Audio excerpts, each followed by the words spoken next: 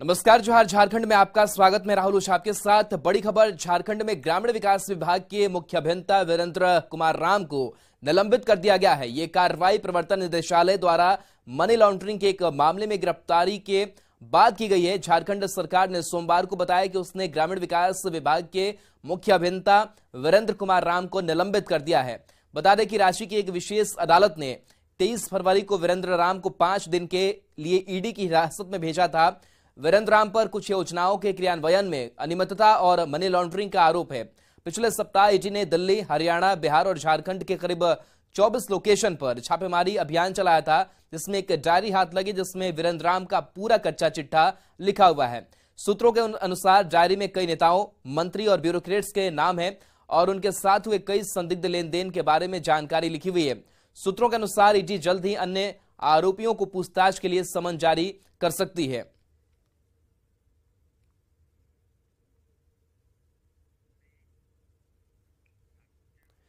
तो वीरेंद्र राम की गिरफ्तारी के बाद दूसरे अधिकारी भी ईडी के रडार पर आ गए हैं। ईडी ने कल ग्रामीण विकास विभाग के एग्जीक्यूटिव इंजीनियर रामपुकार राम के आवास पर छापेमारी की। कल दोपहर से शुरू हुई छापेमारी आज सुबह 5:30 बजे तक चली। ईडी की टीम ने छापेमारी के दौरान कई सवाल किए। बता दें कि टेंडर आवंटन में रामपुकार राम की अहम भूमिका थी। रामपुकार राम वीरेंद्र राम का काफी करीबी है। बताया जा रहा है कि वीरेंद्र राम से पूछताछ में रामपुकार राम का नाम सामने आया, जिसके बाद ईडी ने कार्रवाई की है। वहीं ईडी की टीम आज वीरेंद्र राम के करीबी बिल्डरों से पूछताछ करेगी। इन बिल्डरों ने वीरेंद्र राम को महंगी गाड़ियां गिफ्ट की थी। राजधानी रांची के लालपुर स्थित द्वारकेश अपार्टमेंट में कल पूरे दिन ईडी ने छापेमारी की है। कल दोपहर के बाद पूरे दिन ईडी ने छापेमारी की है और आज सुबह ईडी की छापेमारी करीबन 5:30 बजे वह समाप्त हुई है। हम आपको बता दें कि जिस द्वारकेश अपार्टमेंट में ईडी ने छापेमारी की है वो द्वारकेश अपार्टमेंट वीरेंद्र राम के करीबी रामपुकार राम की बताई जाती है। वहीं पर वो रहते थे, चौथे मंजिल पर वो रहते थे और वहां ईडी ने पूछताछ की है और वहां छापेमारी की है। चीफ इंजीनियर वीरेंद्र कुमार राम की गिरफ्तारी के बाद से जो है कल ये छापेमारी रामकुमार राम के घर पर चल रही थी। रामपुकार राम जो लालपुर स्थित द्वारकेश अपार्टमेंट में रहते थे वहां ये छापेमारी चल रही थी। बता दें कि ईडी के अधिकारी ने इस दौरान रामपुकार राम से कई सारे सवाल किए हैं। कयास ये भी लगाया जा रहा है कि आज रामपुकार राम को ईडी पूछताछ के लिए दफ्तर बुला सकती है। बताया जाता है कि ग्रामीण विकास विभाग के टेंडर आवंटन में रामपुकार राम की अहम भूमिका थी। इस दौरान हम आपको बता दें कि ईडी ने गिरफ्तारी के बाद वीरेंद्र राम की सेवा ग्रामीण विकास विभाग से समाप्त कर दी है। वहीं कल इस पूछताछ के बाद आज जो है वो ईडी 2 बड़े बिल्डर्स से पूछताछ कर सकती है। बताया जा रहा है कि वीरेंद्र राम को गिफ्ट के रूप में महंगी गाड़ी देने वाले 2 बिल्डर्स, एक मेसर्स परमानंद सिंह प्राइवेट लिमिटेड और Rajesh Kumar construction private limited, ये दोनों ही बिल्डर से आज यहां पर ईडी पूछताछ कर सकती है। क्योंकि बताया जाता है कि परमानंद की तरफ से फॉर्च्यूनर गाड़ी और राजेश की तरफ से इनोवा गाड़ी वीरेंद्र राम को गिफ्ट की गई थी। इसके साथ साथ रामपुकार राम से जब इस तरीके की पूछताछ हुई है, कई घंटे जब पूछताछ चली है, कयास ये लगाया जा रहा है कि रामपुकार राम को आज यहां भी पूछताछ के लिए बुलाया जा सकता है। इस दौरान कई महत्वपूर्ण सवाल किए गए हैं, तो अब ये देखना होगा कि इस महत्वपूर्ण सवाल में कितने और के नाम निकलकर सामने आते हैं और कितने लोगों को यहां से फिर से ईडी अपने रडार में लेती है। गौरव झा, न्यूज़ 18, रांची। झारखंड विधानसभा का बजट सत्र सोमवार से शुरू हो गया। बजट सत्र राज्यपाल सीपी राधाकृष्णन के अभिभाषण से शुरू हुआ। राज्यपाल ने सरकार की उपलब्धियां गिनाई और कहा कि राज्य सरकार ने लोक और तंत्र की परस्पर सहभागिता से सरकार के संचालन का विशिष्ट उदाहरण पेश किया है। उन्होंने कहा कि लोकतंत्र की सार्थकता जनता के लिए और जनता के द्वारा शासन में निहित है और हमारी सरकार ने इसे सही मायने में चरितार्थ करके दिखाया है। बजट सत्र 24 मार्च तक चलेगा। 24 मार्च को विधानसभा में आर्थिक सर्वेक्षण पेश किया जाएगा, जिसमें विकास की रफ्तार की जानकारी मिलेगी। वहीं 3 मार्च को झारखंड सरकार आम बजट पेश करेगी।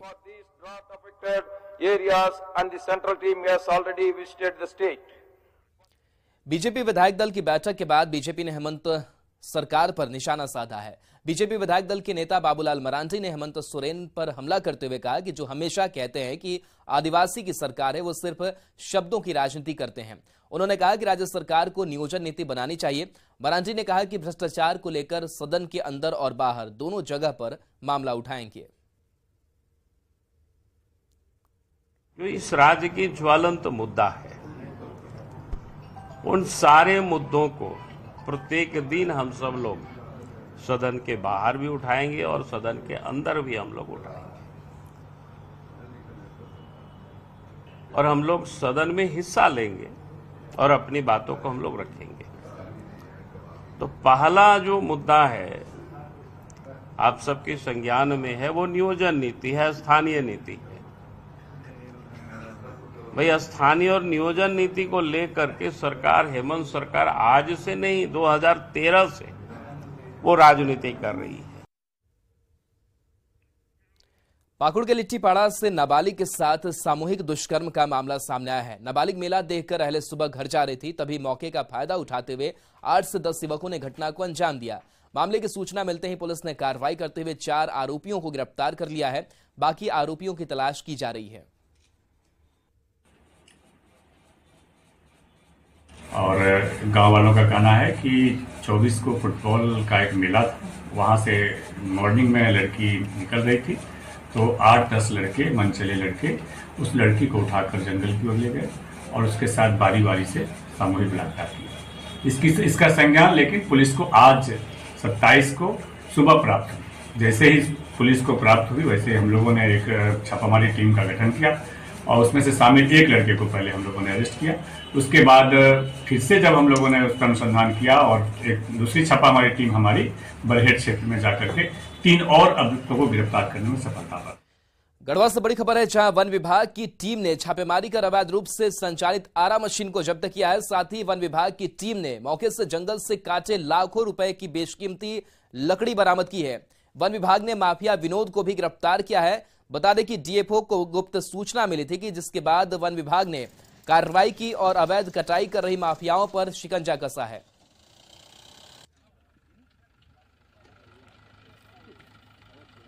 बरडीहा थाना क्षेत्र के बभनी से आरा मिल जब्त किया गया। जब्ती के क्रम में एक ट्रैक्टर, 3 मोटरसाइकिल एवं चिरान लकड़ी के साथ साथ शीशम तथा अन्य प्रजाति की लकड़ियां भी जब्त की गई। आरा मिल संचालक बभनी के विनोद साहब को गिरफ्तार किया गया है तथा भारतीय वन अधिनियम एवं बिहार काष्ठ चिरान अधिनियम के संगत धाराओं के तहत कार्रवाई करते हुए अभियुक्त को जेल हाजत भेजने की कार्रवाई की गई। गढ़वा सदर अस्पताल में उपाधीक्षक के साथ मारपीट के मामले में चिकित्सक कर्मियों का हड़ताल 5वें दिन भी जारी है। डॉक्टरों ने 72 घंटे का अल्टीमेटम दिया है और इस दौरान अगर दोषी पर कार्रवाई नहीं होती है तो यह आंदोलन पूरे राज्य में चलेगा। उपायुक्त से लेकर जिले के वरीय पदाधिकारियों ने डॉक्टरों को मनाने पहुंचे, लेकिन डॉक्टर अपनी मांग पर अडिग है। वहीं हड़ताल की वजह से मरीज और परिजन दोनों परेशान हैं। आईएमए जिला सचिव ने कहा कि जब तक हमारी मांगे नहीं मानी जाती तब तक आंदोलन जारी रहेगा। 4 दिनों के पश्चात भी अभी तक कोई प्रशासनिक कार्रवाई नहीं हुई है, इसीलिए जब तक संतुष्टपूर्ण कोई कार्रवाई नहीं होती है तब तक ये हड़ताल जारी है। गढ़वा सदर अस्पताल में उपाधीक्षक के साथ मारपीट का मामला तूल पकड़ता जा रहा है। देवघर में झांसा और आईएमए की संयुक्त बैठक में निर्णय लिया गया है कि कल यानी 1 मार्च को झारखंड के सभी निजी और सरकारी अस्पताल की सेवाएं बंद रहेंगे। वहीं इमरजेंसी सेवा सभी अस्पतालों में बहाल की जाएगी। झांसा के सचिव ने बताया कि जिस तरह से गढ़वा में डॉक्टरों के साथ दुर्व्यवहार किया गया है, इसके विरोध में अस्पताल बंद रहेंगे। सदर अस्पताल के सीएस और उपाधीक्षक के साथ एक राजनेता के द्वारा दुर्व्यवहार किए जाने का मामला अब तूल पकड़ता जा रहा है। गढ़वा में लगातार सभी सेवाएं इमरजेंसी छोड़कर सभी स्वास्थ्य सेवाएं बंद हैं। वहीं रांची में झांसा और आईएमए की बैठक में यह निर्णय लिया गया है कि 1 मार्च यानी कि कल जो है देवघर झारखंड के सभी निजी और सरकारी अस्पताल में ओपीडी सेवा पूरी तरह से बंद रहेगी। वहीं पे सिर्फ और सिर्फ इमरजेंसी सेवाएं ही बहाल रहेंगी। आपको बताते चले कि गढ़वा में जिस तरह से एक राजनेता के द्वारा सीएस और अस्पताल उपाधीक्षक के साथ दुर्व्यवहार किया जाने का मामला जो सामने आया था, जिसके बाद लगातार झांसा और आईएमए के द्वारा इसका विरोध किया जा रहा है, वहीं रांची में इस बैठक के बाद यह निर्णय लिया गया है कि सभी अस्पताल चाहे वो निजी हो चाहे वो सरकारी हो, क्योंकि इसमें आईएमए और झांसा दोनों संयुक्त रूप से बैठक किया गया है, जिसमें कि यह निर्णय लिया गया है कि 1 तारीख को सभी सेवाएं बंद रहेंगी। सिर्फ इमरजेंसी और लेबर वार्ड सहित पोस्टमार्टम चालू रहेगा, बाकी सभी सेवाएं जो है वो बंद रखी जाएंगी। कुल मिलाकर देवघर सदर अस्पताल के उपाधीक्षक प्रभात रंजन ने बताया कि देवघर में भी सभी निजी और सरकारी हॉस्पिटल जो है ओपीडी बंद रहेगा, वहीं सिर्फ और सिर्फ इमरजेंसी सेवा ही बहाल रहेगी। मनीष दुबे, न्यूज़ 18 देवघर। रांची के इटकी क्षेत्र में पिछले कुछ दिनों से हाथी का आतंक देखने को मिल रहा है। यहाँ दहशत कुछ ऐसा है कि लोग अपने घरों को छोड़ दूसरे के घरों में रह रहे हैं। यहाँ चाचू गुरा में हाथी के हमले में 2 लोगों की मौत हो गई है, जिसके बाद ग्रामीण और दहशत में आ गए हैं। यहाँ की ग्रामीण शाम के बाद अपना घर छोड़कर पक्के मकान की तलाश में निकल जाते हैं और जहां पक्का मकान मिलता है उसकी छत पर पूरी रात बिताते हैं। अगर लोगों को पक्का मकान नहीं मिलता तो स्कूल की छत पर इनकी रात गुजरती है। ग्राउंड जीरो का जायजा लिया हमारे सहयोगी गौरव झा ने। राजधानी रांची के इटकी क्षेत्र में गजराज का दहशत है। दहशत इतना है कि लोग अपने घरों को छोड़कर दूसरे के घरों में रह रहे हैं। ये वो तमाम ग्रामीण हैं। आप इन ग्रामीणों के चेहरों को देखिए और इनके पीछे के कच्चे मकानों को देखिए। कच्चे मकान को होने की वजह से ये तमाम लोग अपने घरों को छोड़कर दूसरे के घरों में रहते हैं। इस ओर जब हम आपको नजरें दिखाएंगे तो आपको पता चलेगा कि जो कच्चे के मकान है उस पर गजराज ने जब वार किया तो उस पर भी क्रैक के निशान हैं। शायद यही दहशत था कि लोगों ने अपना घर छोड़ दिया और दूसरे के घरों में रात बिताने को वो मजबूर हो गए। इसके ठीक आगे में जहां पर मिट्टी आपको दिख रहा होगा, यहाँ जितने भी निशान हैं सभी हाथी के पांव के निशान है, क्योंकि इस क्षेत्र में जब हाथी आया था तो उस दौरान इस क्षेत्र में प्रवेश करने की वजह से कहा जाता है कि बगल के गांव के करीब 2 लोगों की मौत हुई है हाथी के वार की वजह से। स्थानीय यहाँ पर हैं हमारे साथ। कितने लोग हैं जो कि घर छोड़कर दूसरे के घर में रह रहे हैं? अरे आधे से लोग अभी स्कूल छत या कहीं किसी का घर छत अपना जान बचाने के लिए कहीं दूसरे जगह पर सो रहा है। कितने दिनों से ये चल रहा है? कितने दिन? हफ्ता दिन हो गया। जिनके भी कच्चे के मकान हैं वो तमाम लोग दूसरे के घर में सोते हैं। आपका कहाँ पे घर है? हमारा तो यही घर है। ये आप ही के घर पे हाथी वार किया? हाँ। तो डर लगा था उससे? कैसे डर नहीं लगेगा, पूरा दिन से खड़ा रहेगा तो यहीं पर तो डर नहीं लगेगा। रात में कहाँ सो रहे हैं? अभी तो छत पर सो रहे हैं। दूसरे के घर में? हाँ, दूसरे के घर में। आपका भी कच्ची का मकान है? हाँ, ये है कच्ची का मकान। अब मवेशी को भी हाथी कुचला था? आपका ही था? हाँ, बकरे। कितने बजे घर छोड़कर आप लोग चले जाते हैं? हमने 4 बजे।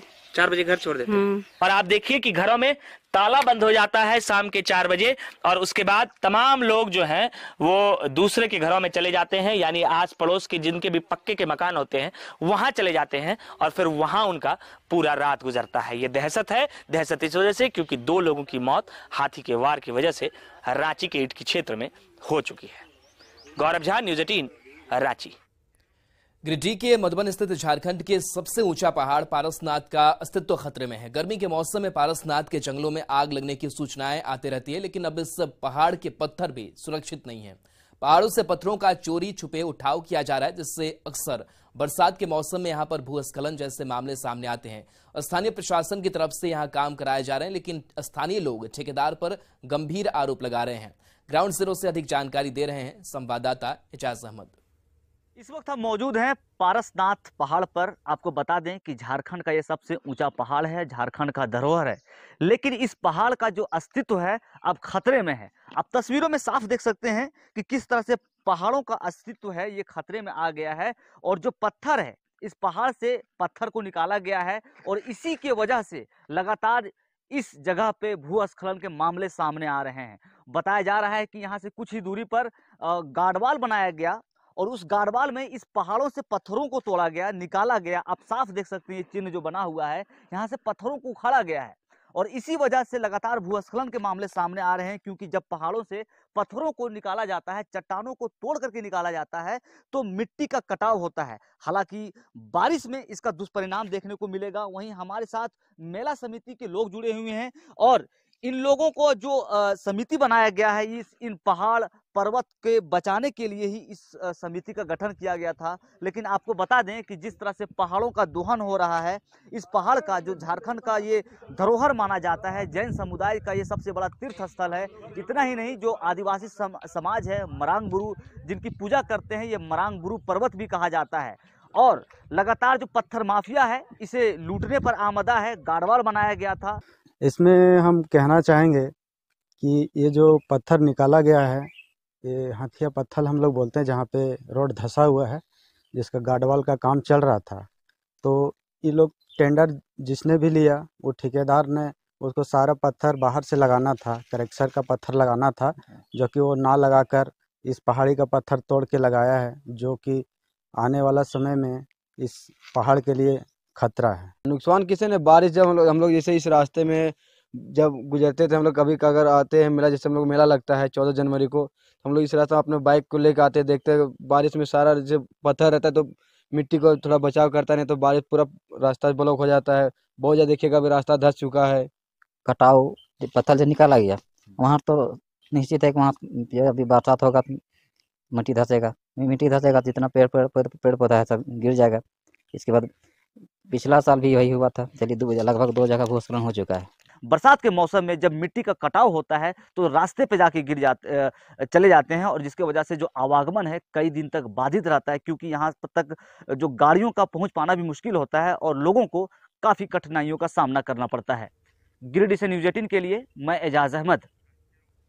झारखंड विधानसभा के बजट सत्र का आज दूसरा दिन है। आज सदन में राज्यपाल के अभिभाषण पर चर्चा होनी है, लेकिन उससे पहले विपक्ष आज सरकार पर जमकर हमलावर है। रांची विधानसभा के बाहर विपक्षी नेता हंगामा कर रहे हैं। अविनाश हमारे साथ लाइव जुड़े हुए हैं। अविनाश, आज दूसरा दिन और हंगामे की तस्वीर जो है वो देखने को मिल रही है। सदन के बाहर की क्या स्थिति है और सदन के अंदर की कार्रवाई की अगर बात करें तो क्या कुछ होना है आज?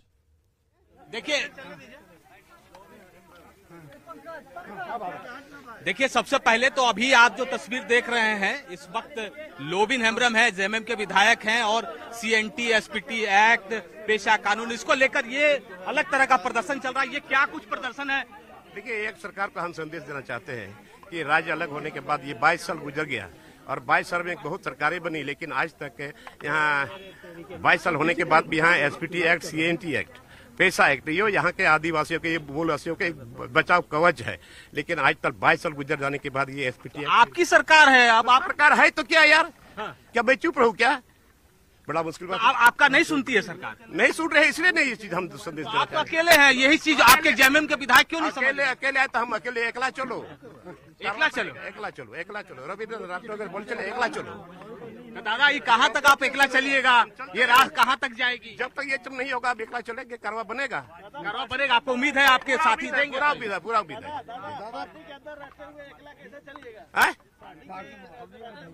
बड़ा मुश्किल बात है, जो काम नहीं होगा, एसपीटी एक्ट, सीएनटी एक्ट, स्थानीय नीति, नियोजन नीति, पैसा एक्ट, मराम गुरु तो आज तक नहीं बचा पाए हम लोग। आज तो यही है ना, हम तो संदेश सरकार को देना चाहते हैं। हेमंत जी, आपकी बात नहीं सुनती है, इसीलिए ना आप ये चीज कर रहे हैं। गुरुजी को बोलिए, शिबू गुरु जी को भी बोले हैं, गुरु जी का तो कहना ही यही है, गुरु जी का कहना ही यही है ना। निकलिए। देखिए, ये लोबिन हेम्ब्रम है, जेएमएम के विधायक भी हैं, और आपने देखा कि किस तरह से वो कांवर लेके, जो सावन के समय में जो कांवर देखने को मिलता है, 2 अलग अलग जो मिट्टी के बर्तन हैं, जो घैला हम लोग कहते हैं बोलचाल की भाषा में, उसमें सीएनटी एसपीटी एक्ट। बिल्कुल, लोबिन हेम्ब्रम तो अपने ही सरकार पर सवाल उठा रहे हैं। अगर विपक्षी बीजेपी की अगर बात की जाए तो उनका किस तरीके का स्टैंड आज नजर आ रहा है विधानसभा के बाहर? अब दूसरी तरफ जो तस्वीर है, देखिए, जो बीजेपी के विधायक हैं वो बाहर प्रदर्शन कर रहे हैं। नियोजन नीति को लेकर उनका प्रदर्शन है, जो हाल के दिनों में जो घटनाएं लगातार घट रही हैं उसको लेकर प्रदर्शन है, और लगातार जो बीजेपी के विधायक हैं वो यहाँ बाहर बैठे हुए हैं। हालांकि वो अब अंदर गए हैं, और यहाँ देखिए इस वक्त इरफान अंसारी बाहर हैं, और इरफान अंसारी ने बरबंदिया पुल, जो कि निरसा और जामताड़ा को जोड़ती है, वो पुल क्षतिग्रस्त होने के बाद से उसका निर्माण नहीं हुआ है, उसको लेकर लगातार सदन में भी सवाल उठते रहे। इरफान जी, आपकी सरकार आराप धरने पर, अरे देखिए, जो हमारे पदाधिकारी हैं सरकार को गुमराह कर रहे हैं। बिरबेदिया पुल आपको पता है कि 14 लोगों की जान चली गई। हमारे माननीय मुख्यमंत्री जी ने आश्वस्त किया था कि इसी साल हम लोग काम चालू करा देंगे, लेकिन ना जाने जो पदाधिकारी इतना गुमराह करते हैं, लोगों में काफी आक्रोश है, लोग हमसे पूछ रहे हैं। और मैं ये कहना चाहता हूँ, बगल के जो विधायक हैं, भाजपा के विधायक हैं, उनको भी एफर्ट लगाना चाहिए ना। हम अकेले लगा रहे हैं, और मेरा मनसा ये कि जल्द से जल्द पुल बन जाए, और जो वहाँ जो कष्ट हो रहा है, एफर्ट तो सरकार को लगानी चाहिए। हाँ, इसी के लिए मैं बैठा हुआ हूँ, ताकि मेरी बात सुना जाए। सरकार, हमारे मुख्यमंत्री चाहते हैं, लेकिन पदाधिकारी जो है इतना ज्यादा हम बता नहीं सकते हैं, लेकिन फिर भी मैंने मांग रखा है, और सदन में भी मैं मांग रखूंगा कि पुल बन जाए, और जो आश्रित है हमारे, उनको मुआवजा नहीं मिला मरने के बाद भी, उनको ही मुआवजा मिले, इसके लिए मैं धरना पर बैठा हूँ। देखिए मुआवजे की भी बात कर रहे हैं और मांग कर रहे हैं और यहाँ से चले बिल्कुल, तो विपक्ष तो हमलावर है ही, लेकिन साथ ही साथ सत्ता पक्ष के ही कुछ विधायक सदस्य जो हैं वो पहुंचे हुए और सरकार के कामकाज पर सवाल उठा रहे हैं, कई मांगे अपनी रख रहे हैं। बहरहाल बहुत बहुत शुक्रिया तमाम तस्वीर जानकारी के लिए। बढ़ेंगे आगे। दुमका मरांग बुरु बचाओ भारत अभियान के तहत दुमका के इंडोर स्टेडियम में कार्यक्रम का आयोजन किया गया। इसमें असम, बिहार, पश्चिम बंगाल, उड़ीसा, झारखंड से आए आदिवासियों के सम्मान के लिए सिंगल परगना और माझी परगना के आदिवासियों के बीच सम्मान समारोह का आयोजन हुआ। सिंगल अभियान के केंद्रीय प्रमुख सालखन मुर्मू के नेतृत्व में हजारों आदिवासियों ने दुमका के विभिन्न चौक होते हुए इंडोर स्टेडियम तक रैली निकाली। हेमंत सरकार के खिलाफ सिंगल अभियान के प्रमुख सालखन मुर्मू ने कहा कि आदिवासियों को एक एक कर सोरेन परिवार को झारखंड से उखाड़ फेंकना है, क्योंकि इस वर्तमान सरकार ने हमारे भगवान मरांग बुरु को जैन धर्मियों के हाथों बेचने का काम किया है, जो बर्दाश्त से बाहर है। भारत देश में आदिवासियों की हालत ठीक नहीं है और संताल परगना में और गया गुजरा है, तो इसको ठीक करने के लिए पूरे देश के लिए भी, संताल परगना और झारखंड के लिए भी हम लोगों ने जो स्टडी किया, समझा, इसकी बर्बादी के पीछे सबसे बड़ा दोषीदार सोरेन खानदान या सोरेन परिवार है, जो जेएमएम को चलाते हैं। और इनके जितने अंधभक्त हैं, ये लोग केवल नोट और वोट की राजनीति करते हैं।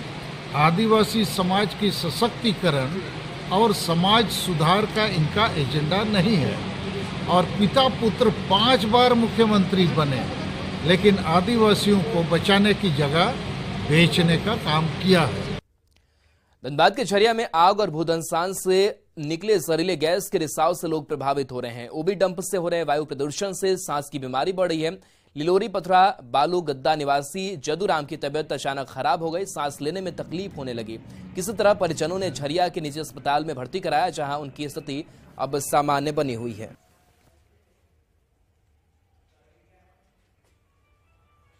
इसी तरीका हमको क्या, बहुत सारा लोग को है, छोटा छोटा बच्चा को भी है। जब मेरे जैसे आदमी को गैस के कारण इस प्रकार से हो सकता है, तो बाकी जो छोटा बच्चा उसका क्या हालत है। अचानक एकाएक ऑक्सीजन का कभी जैसा महसूस हुआ, ऐसा चक्कर मारने लगा रहा जैसे हम रिंग होकर के पूरा घूम रहे हैं। साहिबगंज में सरकारी जमीन को अतिक्रमण मुक्त कराने को लेकर प्रशासन की ओर से बुलडोजर चलाया गया। अंचल अधिकारी इस अभियान का नेतृत्व कर रहे थे। मंडरो प्रखंड क्षेत्र के कौड़ी खुटौना मौजा के भगैया में सड़क किनारे सरकारी जमीन को इस दौरान खाली कराया गया। प्रशासन की ओर से नोटिस जारी कर अतिक्रमण करने वालों को जमीन खाली करने के निर्देश दिए गए थे, लेकिन किसी ने जमीन खाली नहीं की थी, जिसके बाद करीब 35 से अधिक लोगों का आशियाना उजाड़ दिया गया। भगैया क्षेत्र में जो भी सरकारी जमीन पर अतिक्रमण करके दुकान मकान बनाए हुए थे सड़क किनारे, उनको पुलिस बल और मजिस्ट्रेट की सहायता से शांतिपूर्वक हटाया गया है। कुछ लोगों की शिकायतें थी, उसको भी दूर कर दिया गया है और अभियान शांतिपूर्वक संपन्न हो गया। ये आगे अभियान चलेगी सर? हाँ, अभी अतिक्रमण के खिलाफ अभियान जारी रहेगा। और इस बीच धनबाद से बड़ी खबर है, जहां प्लास्टिक गोदाम में भीषण आग लगी है। महूदा मोड़ के पास प्लास्टिक गोदाम है, जहां पर आग लगी है। आग से इलाके में अफरा तफरी का माहौल है। फायर ब्रिगेड की टीम मौके पर पहुंची हुई, आग बुझाने की कोशिश की जा रही है। आग पर अब फिलहाल काबू पा लिया गया है। आग से लाखों रुपए के नुकसान की बात सामने आ रही है। आग कैसे लगी, इसके बारे में अब तक स्पष्ट जानकारी नहीं मिल पाई है।